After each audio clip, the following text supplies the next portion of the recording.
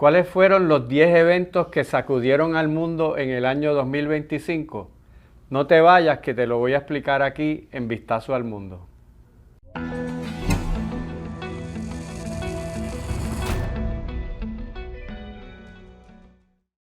Hubo 10 eventos durante el 2025 que sacudieron al mundo entero. Aquí te los voy a explicar. Comienzo con el número 10 y fue el asesinato de Charlie Kirk, el influencer de derecha que lo asesinaron. Todo el mundo lo vio, esa imagen recorrió el mundo. Tú probablemente lo viste también. Y eso fue muy impactante, claro, ver un ser humano que lo asesinen en cámara, pero fue bien impactante también porque era una figura muy conocida, un hombre joven, con hijos pequeños, con una esposa joven, y representaba a un sector de la derecha estadounidense que apoyó mucho a Donald Trump durante su campaña y también ahora durante su presidencia.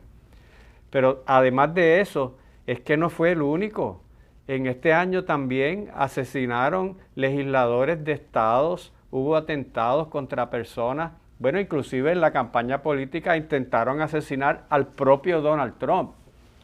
Así que esto es parte de un clima de violencia política que no se veía en Estados Unidos desde hace mucho tiempo. Sabemos que hay una historia de asesinatos políticos desde Abraham Lincoln, John F. Kennedy, Robert Kennedy, Martin Luther King, intentaron asesinar al propio presidente Ronald Reagan. Así que no es que esto sea nuevo, pero hacía muchas décadas que no se veía esto de esa manera. Y eso refleja un clima de violencia política en lo que estos son las manifestaciones más extremas. Pero hay un clima bien fuerte en Estados Unidos y en gran parte del mundo, porque Estados Unidos es un modelo por ser el país más poderoso del mundo, y lo que pasa allí tiende a ser una especie de influencia hacia muchos movimientos políticos en el mundo. Y lo que significa es que hay una polarización en la política, de tal manera que las posiciones son cada vez más extremas y se hace difícil llegar a consensos en el centro. Cada vez la posición de la derecha, la posición de la izquierda son más diferentes y tienen muy pocos puntos en común. Esa polarización se está manifestando desde la Casa Blanca hasta los eventos a niveles más pequeños. El propio Elon Musk ha dicho que tiene miedo de salir en público porque ya se sabe que cualquier persona que tenga postura fuerte, firme sobre algún tema político en Estados Unidos puede correr el riesgo de que su propia vida esté en peligro. Y eso fue el año pasado, eso fue en el 2025, durante este año. Pero el año que viene se va a intensificar. ¿Y por qué? Bueno, pues porque vienen elecciones ahora en el 2026 y los ánimos se caldean, la gente se anima todavía más, va a haber muchos más espacios de discursos políticos, de manifestaciones, concentraciones, y aumentará la posibilidad de que ocurran estas cosas. Además, quiero que recuerdes cuál fue la reacción de la gente cuando asesinaron a Charlie Kirk, porque también hasta eso estuvo polarizado.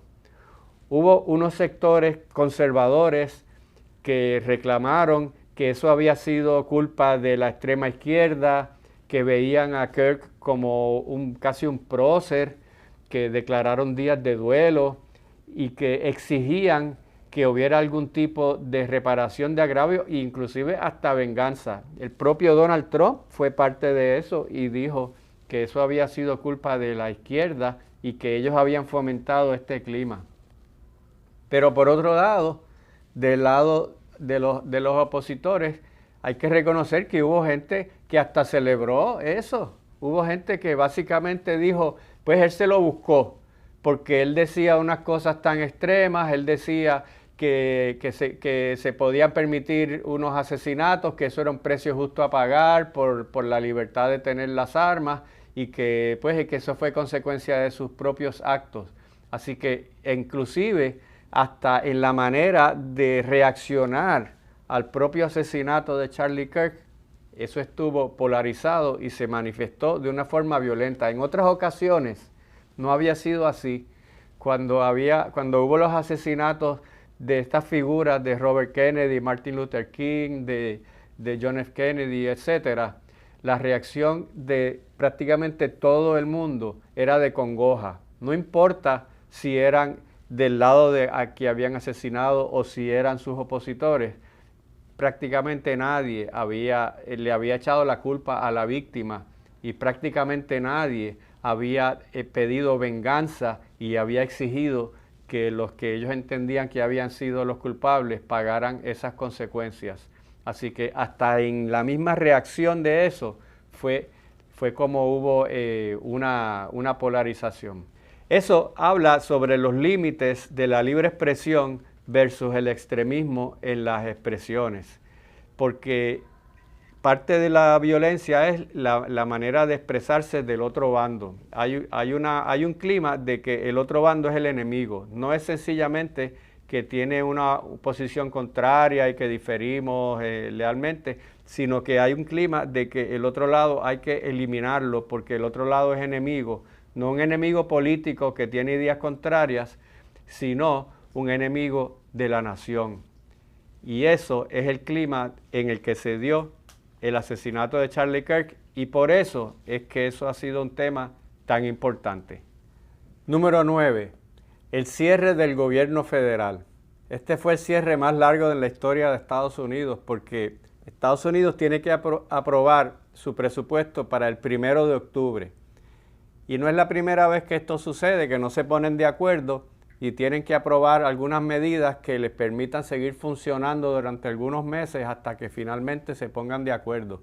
Pero en esta ocasión no se pudieron poner de acuerdo ni siquiera en unas medidas transitorias, particularmente porque había una extensión que querían los demócratas sobre el plan de salud del que llaman Obamacare, que si no se aprobaba eso, pues había mucha gente, millones de personas, que o iban a perder el plan o iban a tener que pagar mucho más por los servicios del plan, y eso era algo que los demócratas no querían transar. Al final tuvieron que transar porque eso fue lo que sucedió. Pero este cierre le dio la impresión a mucha gente de que había un problema institucional. Eso fue una parálisis del gobierno de Estados Unidos, todo lo que fuera gobierno federal. Y había una sensación de que el gobierno no funcionaba. En términos de la percepción de la opinión pública, eso le hizo daño a la imagen de la democracia dentro de Estados Unidos porque pues mucha gente piensa, nuestras instituciones no funcionan, entre el Congreso y el presidente no se pueden poner de acuerdo y le echaron la culpa a los dos partidos. Claro, la realidad es que las encuestas dicen que le echaban más culpa a los republicanos que a los demócratas, pero de todas maneras salían mal los dos.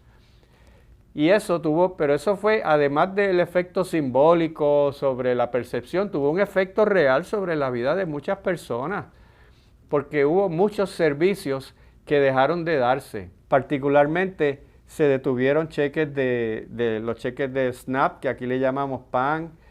Hubo problemas en los aeropuertos porque los controladores aéreos son federales, parques nacionales. De hecho, en Puerto Rico eso tuvo un efecto serio porque Puerto Rico es donde más % de la población recibe estos beneficios. Y en Estados Unidos las poblaciones hispanas también se vieron bien afectadas porque desproporcionadamente utilizan estos servicios. Pero además, eso tuvo un efecto sobre la imagen de Estados Unidos en el resto del mundo. Eso es una vergüenza. Los demás líderes del mundo, la demás gente en el mundo miran esto y piensan, pero ¿qué es lo que está sucediendo allí? Que no se pueden poner de acuerdo ni siquiera para firmar un presupuesto. Y como no es la primera vez que sucede, ya lo han visto tanto, ven esas peleas internas, esas riñas, pues eso afecta la imagen de Estados Unidos frente al resto del mundo y le da herramientas a sus rivales como Rusia y a China para decir pues, que ese sistema democrático realmente no funciona. Número 8. La muerte del Papa Francisco I y la elección del Papa León XIV. Es que lo traigo como un tema de eventos internacionales porque no es solamente un tema religioso. Tú sabes que el Papa, además de ser el líder de la mayor denominación cristiana del mundo, con 1.4 billones de católicos alrededor del mundo, también es el líder jefe de Estado de un país, del Vaticano. Eso no lo tiene ningún otro líder religioso en el mundo, así que tiene una importancia diferente.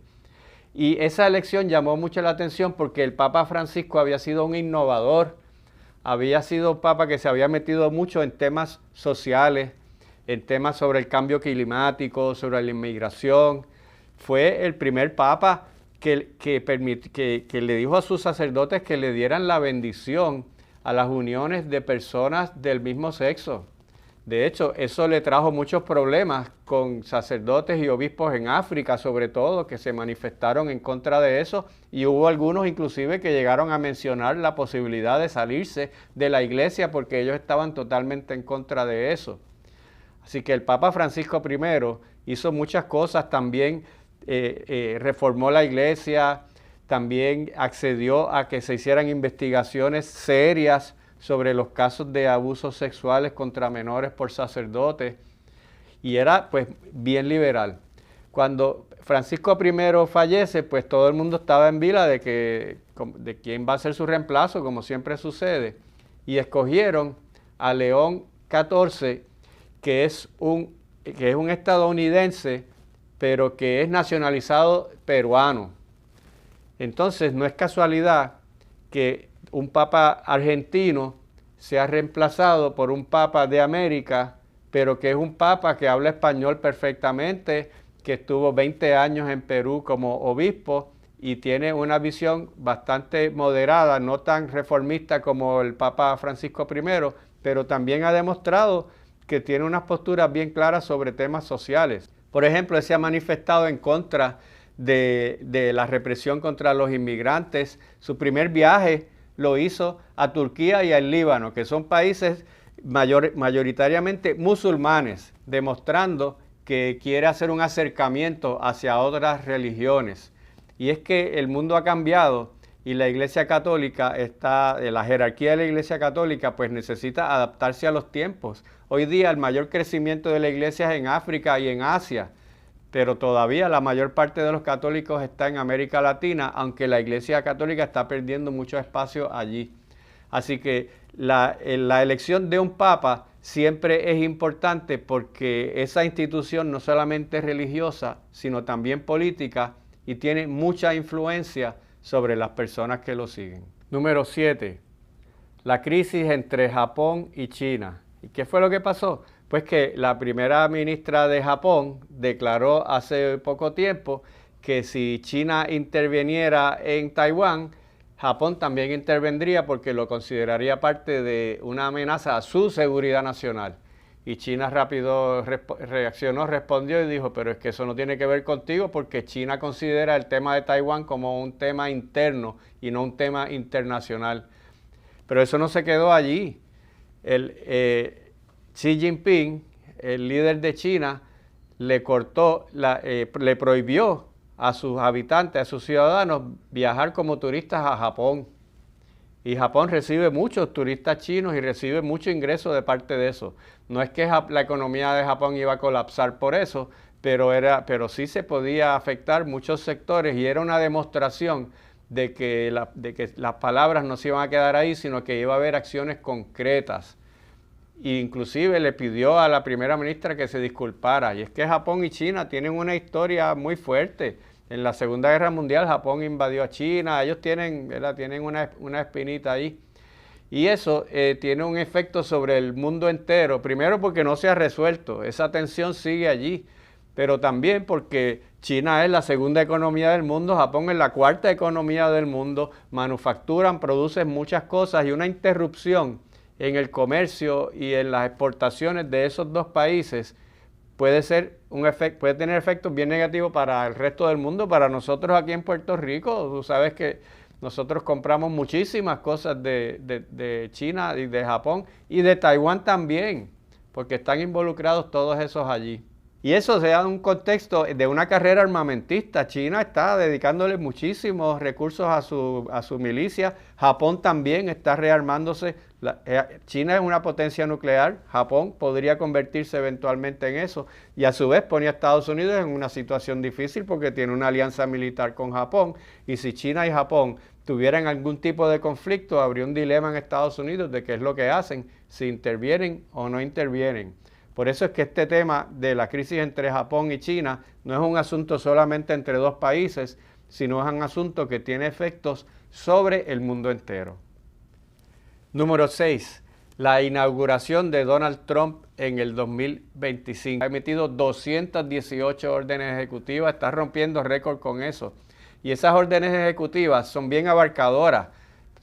Han tratado sobre el ambiente, sobre la inmigración, despidos a empleados públicos, eliminar el Departamento de Educación, aranceles, una cantidad de temas bien abarcadores que de hecho han llegado inclusive a preocupar a muchas personas constitucionalistas de si se está extralimitando, porque muchas de esas órdenes ejecutivas realmente contravienen leyes.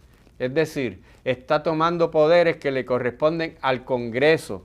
Así que ha habido muchas personas que han retado, inclusive ha tenido retos en los mismos tribunales.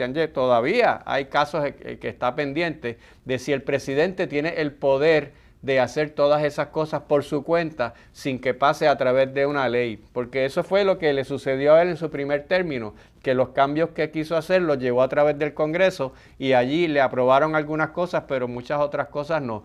Así que eso ha preocupado a mucha gente si esto se trata de un movimiento autoritario del presidente, traer poderes hacia sí que no le corresponden, sobre todo este departamento del DOGE que dirigía Elon Musk, que comenzó a hacer despidos y a reducir el tamaño del gobierno, si eso él lo podía hacer sin contar con el Congreso. Y por eso es que esta elección y esta inauguración y estas medidas de Donald Trump han sido tan importantes porque trascienden sus medidas y van a la misma esencia de lo que es el sistema democrático de Estados Unidos.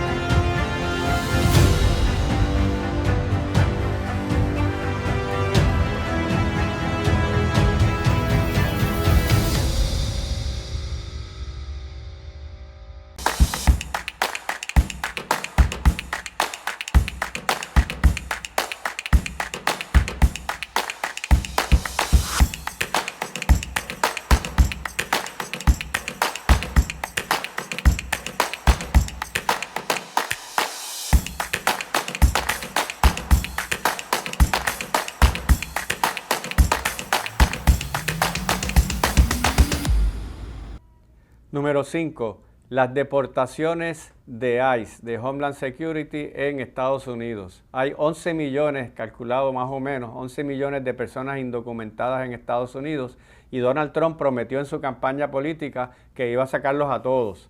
Claro, él les dice que son criminales, que son violadores, asesinos, pero está deportando todo tipo de gente, no solamente criminales. Y eso, por supuesto, pues ha generado una gran controversia porque, por un lado, hay muchas personas que apoyan eso, que creen que deben sacar del país a las personas que llegaron de manera ilegal, que no cumplieron las reglas y que eso es algo bueno. pero hay un tema ahí ideológico también de identidad. Eso no es solamente un tema práctico del efecto que tengan sobre empleos y otras cosas, sino que hay mucha gente, francamente, que lo ve desde una perspectiva de que eso está afectando la identidad estadounidense. Son personas que vienen con otros idiomas, con otras culturas, de otras razas, y hay muchas personas que realmente se les ha despertado ese sentido hasta un poco xenofóbico. Pero por otro lado, hay un sector bien grande también que lo ve como un tema de derechos humanos, que entiende que se están extralimitando, que están violando las leyes, que no se identifican, que están maltratando a las personas, que están dividiendo familias, porque muchas personas que están deportando tienen familia en Estados Unidos, matrimonios mixtos, ¿verdad? Una persona es ciudadano, el otro no, los hijos nacieron en Estados Unidos y son ciudadanos, están dividiendo familias. Además de que hay un tema del efecto económico que tiene sobre la sociedad, porque hay una cantidad grande de industrias en Estados Unidos que dependen de la mano de obra de personas, de inmigrantes, tanto documentados como indocumentados. La agricultura, sobre todo, depende totalmente de ese sector en California y en otros sectores, pero también la construcción, los servicios, pero además no solamente eso, sino también en investigación y en asuntos de científicos. Casi la mayoría de los estudiantes y de los investigadores en las universidades en Estados Unidos son chinos o son de India. No estamos hablando solamente de latinos. Así que hay unas aportaciones bien grandes a la sociedad que hacen los inmigrantes que pueden verse afectadas. En las mismas universidades también hubo unos roces grandes con las universidades en Estados Unidos, universidades importantes como Harvard, universidades con mucho prestigio. Y ese tema ha creado muchas protestas en Estados Unidos, ha dividido nuevamente, otro tema polarizante que ha dividido a la población, y los viajes de deportaciones también ha tenido un efecto de crear tensiones con países en América Latina, a donde Donald Trump ha deportado estas personas y que han tenido algunos roces en algunos de ellos. Y por eso es que este es un tema de importancia no solamente en Estados Unidos, sino también en el resto del mundo y en Puerto Rico, porque en Puerto Rico también se han dado estas redadas de deportación. Y así que siempre trabajamos estos temas desde la perspectiva global, pero te la traemos también a Puerto Rico. Número 4. Los acuerdos de paz entre Hamás e Israel que negoció Donald Trump. Eso sin duda fue un triunfo diplomático para Donald Trump, que si eso se sostiene, pues puede decir que ese va a ser parte de su legado. Pero también es un triunfo importante, es un alivio para los palestinos que viven en Gaza, porque pues se terminan los bombardeos. También es un alivio para los israelitas porque les regresan los rehenes o por lo menos los cuerpos de sus familiares. Así que de cualquier perspectiva que se vea, esa fue una buena noticia dentro de todo un conflicto que ha sido bien horrible. Y eso le trae estabilidad a la región, no solamente a Israel y a Palestina, también mejora la estabilidad en el Líbano, en Jordania, en Siria, Egipto, tantos países que se han visto afectados de alguna manera por este tema. Inclusive los mercados energéticos también reaccionaron inmediatamente de una forma positiva. Mejora las relaciones de otros países árabes como Arabia Saudita con Israel, que quizá pueden retomar unas negociaciones de paz que ya habían tomado antes, pero que pues por supuesto se detuvieron después de los ataques del 2023 del 7 de octubre. Pero además tiene un efecto bien positivo sobre lo que en Estados Unidos era un tema que estaba dividiendo otra vez a la población entre las personas que apoyaban y defendían la postura de Israel y las personas que apoyaban y defendían la postura de los palestinos en las universidades, protestas, surgió entonces el tema del antisemitismo, de la islamofobia, y todos esos temas pues se han aliviado una vez se llevan a cabo estos acuerdos que ahora dependen de que haya una reconstrucción en Gaza, dependen de que Hamás cumpla la promesa de que renuncia a la violencia, de que se detengan verdaderamente los bombardeos. Así que es un acuerdo que está ¿verdad?, agarrado por un hilito, pero fue una buena noticia para la región, fue una buena noticia para el mundo entero, para las comunidades islámicas judías en Puerto Rico también es una noticia excelente y esperemos que lo que acordaron allí se sostenga. Número 3, el Liberation Day. Así le llamó Donald Trump cuando en abril anunció que le iba a imponer aranceles, en algunos casos altísimos, a la mayoría de los países del mundo, casi 200 países. Y eso pues fue una noticia internacional, bien que sacudió al mundo, pero porque es Estados Unidos, que es el mercado más importante de gran parte de los países del mundo, y lo que haga Estados Unidos pues afecta a la economía del resto del mundo, y decir que le va a poner aranceles a todo el mundo, pues eso preocupa al resto de los productores, al resto de los países, porque le puede aumentar los costos, puede reducir la cantidad de productos que vendan en Estados Unidos. Y es que eso representa un cambio radical en lo que ha sido la posición de Estados Unidos frente al mundo desde 1945, porque Estados Unidos había sido, no importa qué presidente estuviera, demócrata o republicano, siempre habían sido defensores del libre comercio. Siempre habrían apoyado la reducción de aranceles, tratados bilaterales, multilaterales, todo para que hubiera un comercio más libre. Y Donald Trump ha cambiado eso porque ahora él está imponiendo el proteccionismo. Él está ahora imponiendo los aranceles. Y no son solamente como un objetivo económico para igualar lo que él dice que es un desbalance de que le están cobrando más a Estados Unidos que lo que Estados Unidos cobra, vendiéndole más que lo que él vende, que lo que le venden, sino que también lo está utilizando como una herramienta para unos fines políticos. Con los aranceles, Trump está amenazando con castigar a países que no siguen su línea en política internacional, imponerle aranceles para que se alineen de nuevo, como es el caso de los países de los BRICS, que han apoyado en algunas ocasiones a Rusia, como es India, China y Brasil, y Donald Trump pues anunció que les va a imponer penalidades en aranceles para que se alineen de la perspectiva política. Eso ha beneficiado a algunos productores en Estados Unidos, como los del aluminio, de los automóviles.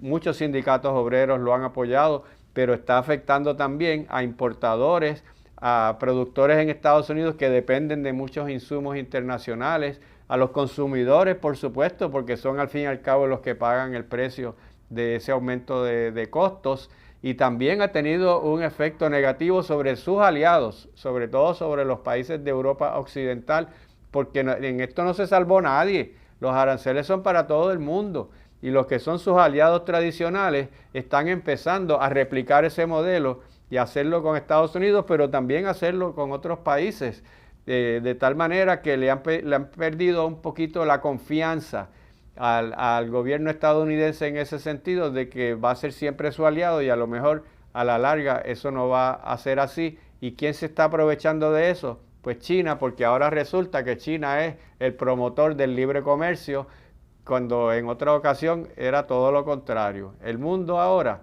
es bien diferente. Y por último, en Puerto Rico, eso ha tenido un efecto en unas cosas positivas, porque como Donald Trump quiere atraer inversión hacia Estados Unidos, y Puerto Rico es territorio estadounidense, pues eso ha provocado que algunas farmacéuticas, algunas industrias aumenten su producción en Puerto Rico, o inclusive que lleguen algunas nuevas, aunque se afectan los consumidores porque los precios aumentan. Número 2. Las reuniones cumbres entre Donald Trump y Volodymyr Zelensky, y entre Donald Trump y Vladimir Putin. Y las dos obviamente pues son sobre el tema de la guerra de Ucrania. Seguramente te acuerdas aquellas imágenes de cuando Zelensky fue a la Casa Blanca, que francamente lo humillaron, le dijeron que era un malagradecido, que se pusiera chaqueta y corbata, que porque andaba así, que no tenía ninguna cartas que jugar, que estaba realmente vulnerable. Esa fue bien importante porque eso fue un cambio de la política de Estados Unidos sobre Ucrania, de cuando estaba Joe Biden a Donald Trump, porque representó por primera vez un indicador de que Estados Unidos podría dejar de apoyar militarmente y de manera logística a Ucrania en la guerra contra Rusia. Y básicamente Trump le dijo, estás perdiendo, si no negocias, es posible que yo te quite el apoyo porque me está costando demasiado y para mí eso no es tan importante como para dedicarle tantos recursos. Pero también se reunió Donald Trump con Vladimir Putin, también te acordarás esas imágenes en Alaska cuando se reunieron allí para hablar precisamente sobre ese mismo tema. Y al fin y al cabo, todas estas cumbres han llegado al punto de que Estados Unidos propuso un plan de 28 puntos en el que esencialmente, para resumirlo, a lo que llega, que les propone, pero eso lo tienen que aprobar tanto Ucrania como Rusia, al fin y al cabo, que son los que están involucrados en eso, pero básicamente está proponiendo que Rusia se quede con el territorio que ya ha ocupado, que es como una tercera parte del territorio de Ucrania, que Rusia dé una seguridad, que haga un compromiso de que no va a invadir más ninguna parte de Ucrania, que Ucrania va a recibir el apoyo, en las promesas de que va a tener el apoyo de seguridad de parte de Estados Unidos, pero sobre todo de Europa, de que la van a proteger si pasara algo más así, que Ucrania no aspire a pertenecer a la OTAN ni a la Unión Europea, y que básicamente se quede la situación de esa manera. Pero por supuesto Zelensky ha dicho que él no está de acuerdo con eso, no está de acuerdo a perder su territorio. Dice que tampoco cree en nada, que no hay ninguna garantía de que después que se firme este acuerdo Rusia después vuelva y lo invada. Y por otro lado, Putin ha estado bastante dispuesto a acceder a este tipo de acuerdo porque la realidad es que están dándole casi todo lo que Rusia pedía desde el principio y esa es la perspectiva que se está viendo. Pero entonces aquí quien queda como un jugador secundario es Europa, porque estas son negociaciones entre Estados Unidos y Ucrania, Estados Unidos y Rusia, y Europa está quedando como un espectador de un escenario que se está dando dentro de su propio territorio y a largo plazo eso puede ser muy peligroso. Y el número 1, el despliegue militar de la flota naval de Estados Unidos frente a las costas de Venezuela. Esto también nos afectó mucho a nosotros en Puerto Rico porque ha remilitarizado a la isla, ha aumentado la presencia de una cantidad grande de soldados y ha puesto a Puerto Rico en la prensa mundial, que se ha hablado de Puerto Rico, se está hablando de Puerto Rico mucho sobre este tema. Y eso ha continuado escalando. Ahora recientemente ocuparon un tanquero que venía con petróleo venezolano en el Caribe. Ya eso involucra no solo a Venezuela, sino involucra probablemente a China, porque seguramente ese petróleo iba hacia China, el tanquero quizás tenía alguna conexión con Irán, así que ya esto continúa escalando, pero también demuestra que Donald Trump está aplicando la nueva doctrina Monroe, como él le dice, que es que Estados Unidos es el que tiene que tener control sobre el hemisferio americano y sacar a cualquier otra potencia. Eso es un mensaje grande a China, un mensaje grande a Rusia, de que el que manda en el hemisferio americano es Estados Unidos. Pero también es un mensaje para el resto de América Latina y eso no se recibe tan bien. En algunos países sí, en otros países no, pero no estamos en el siglo XIX, cuando era más fácil hacer eso. En el siglo XXI hay otra visión de parte de muchos países. Claro que muchos países, muchos gobiernos de América Latina sí apoyarían, inclusive apoyarían que hubiera bombardeos sobre Venezuela o hasta una invasión como Argentina, como El Salvador, países que tienen gobiernos, inclusive República Dominicana dijo que permitía que usaran sus facilidades para despegar aviones, etcétera. Pero estamos viendo que al fin y al cabo esto demuestra que desde la perspectiva de Estados Unidos hay una nueva visión sobre lo que es el derecho internacional, que su seguridad nacional va por encima de cualquier regla mundial, porque muchas de estas cosas, las destrucciones de los botes, realmente no tienen justificación en el derecho internacional. Venezuela y Estados Unidos no están en una guerra. Inclusive en el derecho nacional de Estados Unidos, el Congreso no ha declarado ninguna guerra y están llevando a cabo investigaciones para ver si se está extralimitando o inclusive si se están cometiendo algún tipo de crímenes. Así que esto demuestra un cambio radical, de nuevo, en lo que es la postura de Estados Unidos sobre la política exterior. Está teniendo unos efectos significativos sobre Puerto Rico y se está hablando inclusive de reabrir la base de Roosevelt Roads, y así que por eso es que este tema lo escogí como el tema número 1 de la política mundial en el 2025. Y así termino con este programa digital de hoy en el que te he hablado sobre los 10 eventos internacionales que sacudieron al mundo durante el año 2025. Y no te olvides de darle like al programa, de suscribirte al canal para que puedas seguir disfrutando de este y muchos otros análisis que voy a seguir haciendo para ti. Personas se unen de lunes a viernes para ver nuestro contenido. Este canal está lleno de contenido de valor para que juntos nos eduquemos, informemos y entretengamos. Suscríbete al canal, activa la campana y únete a las miles de personas diarias que nos sintonizan por YouTube.